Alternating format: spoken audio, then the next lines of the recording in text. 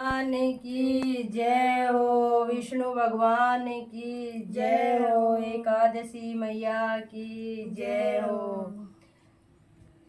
आश्विन माह के शुक्ल पक्ष की एकादशी की कथा। युधिष्ठिर ने पूछा, मधुसूदन, अब कृपा करके ये बताइए कि आश्विन माह के शुक्ल पक्ष में किस नाम की एकादशी होती है। भगवान श्री कृष्ण बोले, राजन, आश्विन के शुक्ल पक्ष में जो एकादशी होती है वह पापाकुंसा के नाम से विख्यात है। वह सब पापों को हरने वाली तथा उत्तम है।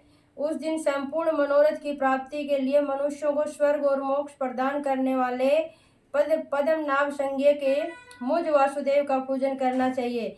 जितेंद्रिय मुनि चिरकाल तक कठोर तपस्या करके जिस फल को प्राप्त करता है वह उस दिन भगवान गरुड़ ध्वज को प्रणाम करने से ही मिल जाता है। पृथ्वी पर जितने तीर्थ और पवित्र देवालय हैं उन सब के सेवन का फल भगवान विष्णु के नाम कीर्तन मात्र से मनुष्य प्राप्त कर लेता है। जो शार्ंग धनुष धारण करने वाले सर्वव्यापक भगवान जनार्दन की शरण में जाते हैं उन्हें कभी यमलोक की यातना नहीं भोगनी पड़ती। यदि अन्य कार्य के प्रसंग से भी मनुष्य एकमात्र एकादशी को उपवास कर ले तो उसे कभी यम यातना नहीं प्राप्त होती। जो पुरुष विष्णु भक्त होकर भगवान शिव की निंदा करता है वह भगवान विष्णु के लोक में स्थान नहीं पाता, उसे निश्चय ही नरक में गिरना पड़ता है। इसी प्रकार यदि कोई शैव या पाशुपत होकर भगवान विष्णु की निंदा करता है तो वह घोर रौरव नरक में डालकर तब तक पकाया जाता है जब तक कि 14 इंद्रों की आयु पूरी नहीं हो जाती। यह एकादशी स्वर्ग और मोक्ष प्रदान करने वाली, शरीर को निरोग बनाने वाली तथा सुंदर स्त्री, धन एवं मित्र देने वाली है। राजन, एकादशी को दिन में उपवास और रात्रि में जागरण करने से अनायास ही विष्णु धाम की प्राप्ति हो जाती है।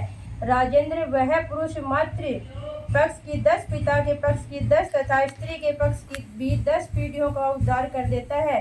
एकादशी व्रत करने वाले मनुष्य दिव्य रूपधारी चतुर्भुज गरुड़ की ध्वजा से युक्त, हार से सुशोभित और पीताम्बरधारी होकर भगवान विष्णु के धाम को जाते हैं।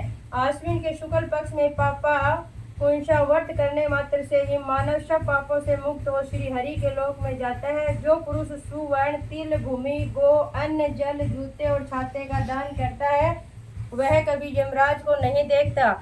नृपश्रेष्ठ दरिद्र पुरुष को भी चाहिए कि वह यथाशक्ति स्नान, दान आदि क्रिया करके अपने प्रत्येक दिन को सफल बनावे।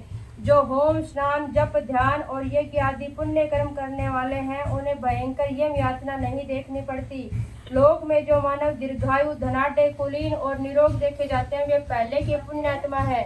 पुण्य करता पुरुष ऐसे ही देखे जाते हैं। इस विषय में अधिक कहने से क्या लाभ। मनुष्य पाप से दुर्गति में पड़ते हैं और धर्म से स्वर्ग में जाते हैं।